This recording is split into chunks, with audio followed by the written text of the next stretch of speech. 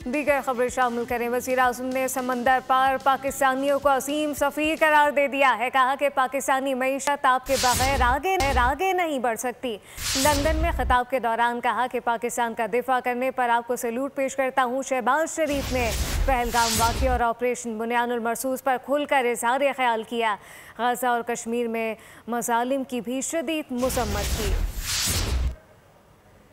ये वो पाकिस्तान की अजीम सिफात हैं जो आपने पूरी दुनिया में आपने हमला किया और बेगुनाह पाकिस्तानी शहीद हो गए।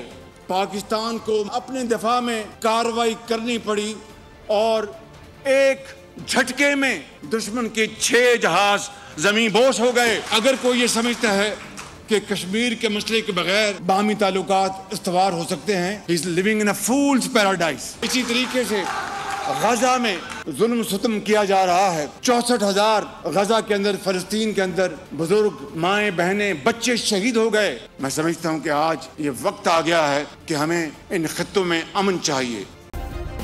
सब्सक्राइब करें और बेल दबाएं ताकि कोई खबर रह न जाए।